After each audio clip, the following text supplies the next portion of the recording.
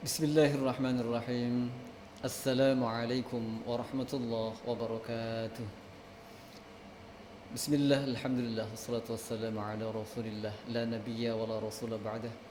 Allahumma anfa'na bima 'allamtana wa 'allimna ma yanfa'una wa zidna 'ilma walhamdulillahi ala kulli hal wa na'udzu billahi min syarri ahwali ahli an-nar. Subhanaka la 'ilma lana illa ma 'allamtana innaka antal 'alimul hakim. قال الله تعالى في القرآن العظيم: أعوذ بالله من الشيطان الرجيم بسم الله الرحمن الرحيم وما كان المؤمنون لينفروا كافة فلولا نفر من كل فرقة منهم طائفة ليتفقهوا في الدين ولينذروا قومهم إذا رجعوا إليهم لعلهم يحذرون. وقال النبي صلى الله عليه وسلم: من خرج في طلب العلم fahuwa fi sabilillah hatta yarja. Amma ba'd. Kaum muslimin yang dirahmati oleh Allah Subhanahu wa taala, terkhusus untuk anak-anakku yang dicintai dan dirahmati oleh Allah Subhanahu wa taala.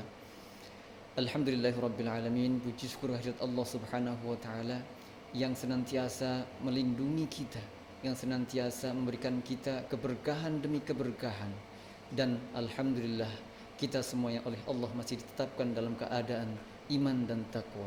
Semoga Allah Subhanahu wa taala selalu menjaga atau menjadikan kita semuanya istiqamah, dan kita semuanya kelak dipanggil oleh Allah Subhanahu wa taala dalam keadaan husnul khatimah. Amin ya rabbal alamin. Dan semoga salawat serta salam semoga selalu tercurahkan kepada baginda Nabi besar Muhammad sallallahu alaihi wasallam. Beliau adalah suri tauladan kita. Beliau adalah satu-satunya nabi yang dapat memberikan syafaat untuk kita semuanya, dan beliau adalah satu-satunya nabi yang menjadi penghulu para nabi-nabi yang lain. Semoga kita semuanya kelak oleh Allah Subhanahu wa taala mendapatkan karunia berupa syafaat beliau, mendapatkan minuman dari telaga beliau, dan kelak semoga kita semuanya menjadi umat yang dibersamakan, disertakan bersama dengan beliau di Firdausil A'la. Amin ya rabbal alamin. Anak-anakku yang dicintai dan dirahmati oleh Allah Subhanahu wa taala, bahwa sesungguhnya mungkin karena kondisi, mungkin karena keadaan kita yang mengharuskan kita semuanya harus belajar dari rumah. Akan tetapi bahwa sesungguhnya kita bukan libur. Sesungguhnya kita semuanya hanyalah berpindah dari tempat pesantren, atau menjadikan rumah kita sebagai pesantrenku. Rumahku adalah pesantrenku. Itulah semboyan kita semuanya, yang mana mungkin anak-anakku yang sudah pernah berada di pesantren, yang mungkin hanya baru 1 tahun atau mungkin sudah 2 tahun ini, bahwa tujuan kalian berada di rumah itu sesungguhnya adalah mengaplikasikan yang sudah kalian dapatkan di pesantren selama itu, dan tunjukkan bahwa kalian adalah santri.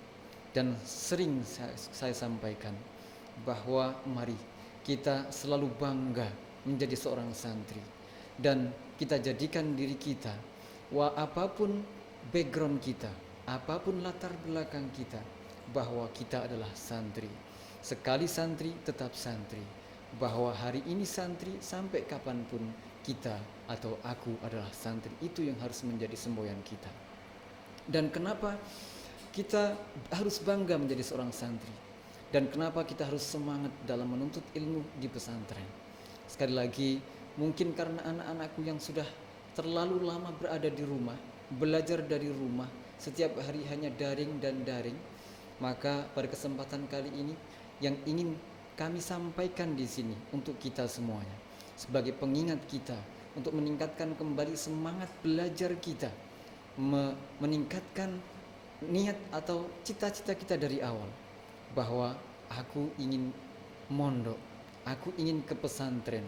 Maka apapun halangannya, apapun rintangannya, kita harus selalu harus segera itu kita buang. Kita harus kembali semangat, cari semangat kembali. Maka sekali lagi pada kesempatan kali ini yang ingin saya sampaikan di sini adalah khusus untuk anak-anakku. Yang pertama, orientasi, atau kita lihat kembali orientasi kita, kenapa kita mau masuk ke pesantren. Dan hal ini pun juga sudah sering kami sampaikan, sudah sering kami kowar-kowarkan untuk anak-anakku, untuk kembali lagi menyemangati, untuk meningkatkan semangat kita agar kenapa kita harus nyantri dan kenapa kita harus selalu semangat untuk menjadi seorang santri. Bahwa pesantren itu orientasinya setidaknya ada 3 hal. Anak-anakku, kembali lagi, bahwa orientasi ke pesantren itu setidaknya ada 3 hal. Yang pertama adalah bahwa orientasi yang ingin kita capai, yang ingin kita gapai adalah orientasi keislaman. Apa? Keislaman. Baik. Untuk yang kedua, selain keislaman, yaitu kita juga ingin dituntut, selain keislaman, kita dituntut untuk menguasai yang namanya keilmuan. Bahwa keislaman tidak dipisahkan dari keilmuan. Bahwa Islam dapat maju itu pun juga harus ditopang dengan keilmuan. Dan yang ketiga sebagai pelengkap, bahwa selain kita sebagai diajarkan keagamaan atau keislaman, kita pun juga diajarkan keilmuan. Yang ketiga sekaligus kenapa dan kita harus bangga menjadi seorang santri, bahwa menjadi seorang santri itu akan diajarkan bagaimana bermasyarakat, atau kita akan diajarkan tentang kemasyarakatan. Sekali lagi, wahai anak-anakku yang dicintai dan dirahmati oleh Allah Subhanahu wa taala, yang pertama orientasi kita. Ini harapan saya adalah kembali meningkatkan atau memompa semangat kita. Yang mungkin fasilitas di rumah atau mungkin godaan-godaan di rumah yang selama ini sudah kalian dapatkan berupa televisi misalkan, atau mungkin kalau di rumah tidak ada yang ngopiak-ngopiak untuk sholat tahajud, atau mungkin mau puasa Senin Kamis atau tidak, itu terserah kalian, atau lain-lain macam halnya. Sampai mungkin karena sudah terlalu sibuk dengan game yang ada di handphonenya, di smartphone-nya, itu pada kesempatan kali ini kita tinggalkan untuk sejenak dan kita kembali pompa semangat kita. Bahwa kenapa kita harus belajar di pesantren, kenapa kita harus menjadi seorang santri, bahwa di pesantren akan diajarkan keislaman yang baik. Bahwa mungkin jika di luar kalian bisa dapatkan keislaman atau pembelajaran tentang keislaman, akan tetapi kalau kalian langsung fokus masuk ke pesantren, maka di situ sudah satu paket, bahwa keislaman atau akidah, syariah, nilai-nilai keislaman semuanya di situ akan diajarkan dalam satu paket. Bahwa Allah Subhanahu wa taala berfirman dalam surat At-Taubah ayat 121, A'udzu billahi minasyaitonir rajim, bismillahirrahmanirrahim, wa ma kana al-mu'minuna liyanfiru kaffah. Di ayat ini yang ingin Allah Subhanahu wa taala sampaikan kepada kita, bahwa tidak sepatutnya jikalau orang-orang yang beriman kepada Allah Subhanahu wa taala itu semuanya bergerombol atau semuanya tumplek-plek menjadi satu untuk terjun ke medan peperangan. Akan tetapi Allah Subhanahu wa taala kembali mengingatkan untuk kita semuanya bahwa kehidupan di dunia, ini itu harus seimbang. Mana tugas kita sebagai seorang warga negara, tugas kita sebagai pribadi, tugas kita sebagai umat Islam, intinya adalah Allah ingin mengingatkan kepada kita perlu adanya keseimbangan. Bahwa jihad fisabilillah adalah merupakan perintah dan kewajiban dari Allah Subhanahu wa taala. Akan tetapi kita jangan sampai melupakan bahwa menuntut ilmu itu juga merupakan kewajiban dari Allah Subhanahu wa taala. Kalau mungkin sampai pada waktu itu semua umat muslim tumplek-blek terjun menjadi satu dalam medan peperangan, lalu qadarullah semuanya pas kebetulan waktu itu sedang apes misalkan, na'udzubillah, lalu semuanya ditumpas menjadi tawanan kaum kafir misalkan, maka umat Islam sudah tidak ada lagi yang mendapatkan kesempatan untuk belajar.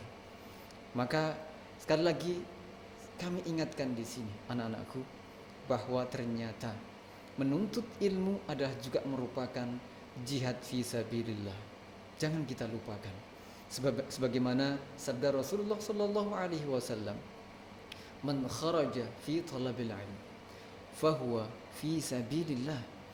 Barang siapa yang keluar, barang siapa yang berjalan untuk menuntut ilmu, untuk menuju ke sebuah majelis ilmu, sesungguhnya dia sedang berada di sabilillah, jihad fi sabilillah. Maka misalkan orang tersebut, misalkan di tengah jalan, na'udzubillah, kecelakaan, atau mungkin Allah panggil dalam keadaan sedang menuntut ilmu, maka sudah jaminan surga dari Allah Subhanahu wa ta'ala. Kita perlu bangga bahwa ternyata ketika kita semuanya berada di pesantren, kita sedang berada di medan peperangan. Dan ini memang perang kita. Kita sebagai seorang santri, tugas kita adalah belajar. Jihad kita adalah belajar menuntut ilmu sebaik-baiknya. Memang itu merupakan perintah Allah Subhanahu wa ta'ala, bahwa thalabul ilm faridatun ala kulli muslim. Ternyata menuntut ilmu itu adalah kewajiban bagi setiap muslim. Kalau kita menganggap atau kita merasa bahwa diri kita adalah muslim, maka kita mendapatkan taklif atau kewajiban untuk menuntut ilmu. Dan keilmuan, sekali lagi, bahwa keilmuan tidak bisa dipisahkan dari keagamaan atau keislaman. Bahwa majunya Islam, sekali lagi, setelah kita tadi diajarkan keislaman, bahwa kita sebagai santri akan diajarkan bagaimana ilmu-ilmu fikih, ilmu-ilmu alat nahwu, sharaf dan seterusnya. Kita diajarkan dengan ilmu-ilmu tajwid. Kita diminta untuk menghafalkan Al-Quran, dalil-dalil hadis dan seterusnya. Merupakan alat-alat kita yang akan kita pakai untuk berjihad fisabilillah. Inilah alat kita dan ini adalah jihad kita. Dan yang kedua, kita santri itu adalah merupakan garda terdepan, penggerak keislaman. Bahwa apabila kita nanti semuanya sudah lulus dari pesantren, kita sudah mendapatkan kunci untuk terjun ke masyarakat, maka ini adalah kesempatan kita sekali lagi untuk mendapatkan atau untuk menjadi garda terdepan. Bahwa apabila nanti negara kita akan dipimpin oleh orang-orang yang bukan santri, maka bisa dipastikan sekali lagi, na'udzubillah, kita jadi santri, menjadi seorang pemimpin yang santri, menjadi pemimpin yang bisa menjadi imam dan sekaligus menjadi imam yang bisa berceramah. Alangkah indahnya seorang presiden, seorang jenderal yang bisa mengimami dengan suara yang sangat lantang dan fasih, lalu bisa berceramah dan menyampaikan dalil-dalil keislaman. Itu akan menjadi seorang yang lengkap, dan itu hanya didapatkan oleh seorang santri. Kalau kita belajar di luar, kita akan mendapatkan keilmuan. Kita mungkin bisa belajar, akan tetapi sekali lagi, santri adalah merupakan kebanggaan. Kita harus bangga menjadi seorang santri. Jangan sampai kita malu menjadi seorang santri. Jangan sampai kita merasa, wah, nanti santri akan kerja apa? Nanti lulus dari pesantren mau ngapain? Nah, itu adalah pertanyaan-pertanyaan yang ternyata tidak terbukti. Bahwa banyak di antara teman-teman ustadz itu adalah dulunya seorang santri dan ternyata bisa menjadi seorang presiden. Ada presiden kita yang seorang santri, bisa menjadi seorang duta besar. Duta besar kita banyak yang dulunya adalah seorang santri dan macam-macam sebagainya. Nah, kalau kita bisa mewarnai atau melengkapi diri kita dengan keislaman yang seperti itu, maka kehidupan kita akan semakin lengkap. Selain kita menjadi garda depan tadi itu, wahai anak-anakku, bahwa inilah memang jihad kita. bahwa ketika orang-orang atau zaman dahulu terjun jihad fisabilillah dengan cara berperang, maka jihad kita pada kesempatan kali ini adalah dengan menuntut ilmu dengan sebaik-baiknya, jihad fisabilillah. Dan sekali lagi, apabila kita gugur di medan peperangan, dan ini adalah medan peperangan kita, yaitu tempat kita belajar, itu adalah merupakan medan peperangan kita. Apabila kita gugur di medan peperangan, sudah merupakan jaminan kita menjadi seorang yang syahid. Yang mana orang yang syahid itu jaminannya surga dari Allah Subhanahu wa ta'ala. Kebanggaan kita menjadi seorang santri. Bangga, harus bangga. Baik, anak-anakku yang dirahmati dan dicintai oleh Allah Subhanahu wa ta'ala, kita lihat selain keislaman, ketika kita berada di pesantren, maka kita semuanya pun juga akan diajarkan keilmuan. Sekali lagi, bahwa kita sebagai orang muslim, tadi sudah saya sampaikan di awal bahwa thalabul ilm fardhatun ala kulli muslimin, bahwa ternyata menuntut ilmu itu adalah merupakan kewajiban kita semuanya. Nah, akhirnya apa yang bisa kita ambil kesimpulannya adalah bahwa menuntut ilmu dimanapun kita, baik di pesantren ataupun di tempat lain, orientasi kita tidak boleh untuk hal-hal yang sifatnya hanya sementara atau sifatnya hanya duniawi saja. Bahwa kalau kita belajar atau menuntut ilmu itu orientasinya hanya ijazah, orientasinya adalah mungkin untuk mencari prestis atau hal-hal yang lain, itu mungkin akan kita dapatkan. Akan tetapi wahai anak-anakku, bahwa itu sifatnya hanyalah sementara, tidak abadi. Kita sebagai muslim, sudah Allah dan Rasulnya ajarkan bagaimana menjadikan agar semua yang kita lakukan itu bernilai ibadah dan bernilai ukhrawi oleh Allah Subhanahu wa ta'ala. Dengan cara apa? Wahai anak-anakku, sekali lagi perhatikan bahwa keilmuan yang diajarkan di pesantren itu harus kita landasi dengan yang namanya lillahi ta'ala. Semua atau segala hal yang kita lakukan, apabila kita lakukan karena Allah Subhanahu wa ta'ala, maka kita akan mendapatkan kelanggengan nilai-nilai dari amalan-amalan kita tersebut. Bahwa menuntut ilmu adalah perintah Allah Subhanahu wa ta'ala, kita menjalankan perintah Allah Subhanahu wa ta'ala, ditambah lagi kita juga ikhlas menjalankan perintah tersebut karena Allah Subhanahu wa ta'ala, merupakan paket yang sangat lengkap, yang sangat sempurna, dan itu akan kita dapatkan dunia sekaligus nanti kita akan sampai di akhirat, kita akan mendapatkan pahalanya. Sungguh indah anak-anakku. Sekali lagi, bahwa kita harus semangat, bahwa kita harus bangga menjadi seorang santri, bahwa godaan dimanapun ada, bahwa ketegangan-ketegangan atau intinya adalah godaan-godaan dimanapun akan ada. Akan tetapi kalau kita ingat lagi bahwa saya seorang santri, saya bangga menjadi seorang santri, kalau itu tertanam dalam diri kita, apapun keadaan kondisi kita, ekonomi terpuruk, dalam keadaan kondisi kesehatan yang mungkin kurang atau mungkin kurang sempurna, itu tidak ada atau bukan merupakan alasan untuk kita. Bahwa jika kita lillahi ta'ala, tidak ada yang namanya yang tidak mungkin. Jika Allah Subhanahu wa ta'ala sudah berkehendak dan kita semuanya semangat lillahi ta'ala, insya Allah itu semuanya akan kita dapatkan.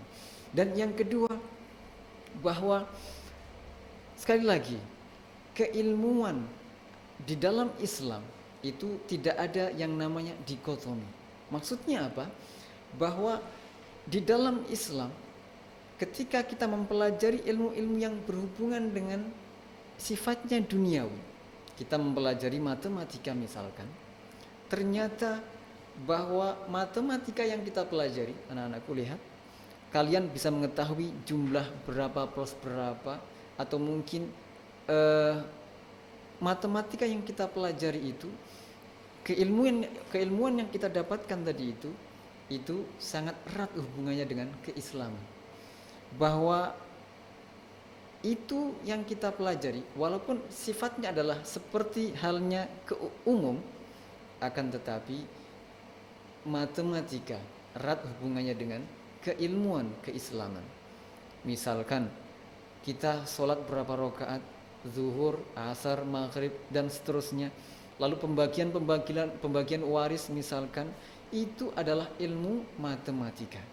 Dan sekali lagi wahai anak-anakku, bahwa ternyata banyak di antara mufassir kita, banyak di antara ulama-ulama kita yang beliau adalah seorang saintis, lalu akhirnya beliau karena seorang ulama, lalu seorang saintis, akhirnya bisa menjadikan orang atau mengupas masalah dengan jelas, sehingga orang awam pun juga bisa memahami hal tersebut dengan baik. Dan sehingga orang-orang orientalis misalkan, atau orang-orang barat yang awalnya tidak mengenal Islam, lalu kita bisa mengajarkan, menunjukkan bahwa ini adalah ajaran Islam, bahwa Al-Quran telah membicarakan hal ini 1400 tahun yang lalu, dan akhirnya menjadikan orang tersebut beriman. Itu adalah, sekali lagi anak-anakku, keilmuan di dalam Islam tidak pernah dikotak-kotakkan. Itu ilmu umum, itu ilmu agama, itu ilmu entah berantah. Yang jelas bahwa Islam dengan keilmuan itu hubungannya sangat erat sekali. Ilmu umum yang kita pelajari, dan kita di sekolahan atau di pesantren, kita diajarkan berbagai macam keilmuan, baik IPA, ekonomi, IPS, misalkan geografi. Lalu kita juga diajarkan di sana ilmu-ilmu yang lain, bahasa, sastra, kerajinan, keterampilan, dan seterusnya. Itu semuanya kita dapatkan, dan kita tidak akan pernah mengkotak-kotakkan atau ada dikotomi keilmuan di dalam keislaman. Itu keilmuan, dan sekaligus itu adalah bernilai keislaman. Sekali lagi anak-anakku, bahwa itu semuanya kita dapatkan. Selain kita yatafaqqah fid din, selain kita mempelajari atau mendalami keilmuan keislaman, kita juga mendapatkan ilmu di situ.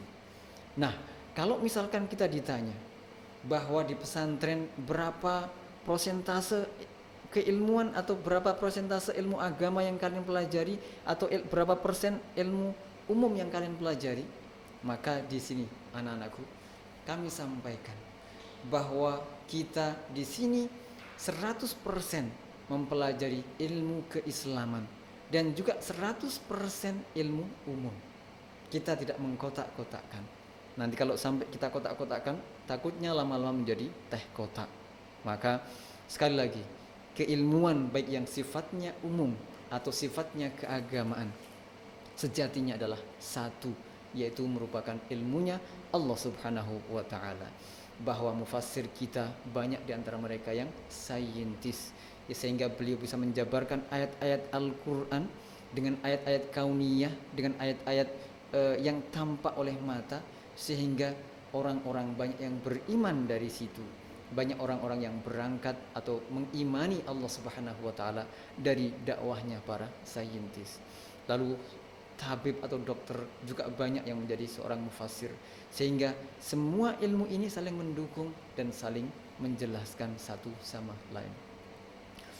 Dan yang ketiga, wahai anak-anakku yang dirahmati oleh Allah Subhanahu wa ta'ala, bahwa kita di pesantren, sekali lagi kita di pesantren, tadi yang pertama kita diajari atau orientasi pendidikan kita di pesantren adalah pertama keislaman, dan yang kedua adalah keilmuan, dan yang ketiga anak-anakku, bahwa kita semuanya ketika di pesantren, kita itu merupakan miniatur, kita merupakan laboratorium, kita merupakan panggung kemasyarakatan. Nah, orang-orang yang ingin belajar bermasyarakat, orang yang sebelum terjun kepada masyarakat, itu kita sudah dididik bagaimana cara bersosial, bagaimana cara bergaul, bagaimana cara menghargai, menghormati orang lain. Dan itu semuanya kita dapatkan di pesantren. Itu kita dapatkan di pesantren. Kita melaksanakan sholat berjamaah bersama-sama. Kita makan bersama-sama. Kita menyelesaikan masalah bersama-sama. Tapi ingat, jangan sampai kita membuat masalah bersama-sama. Bahaya kalau yang itu.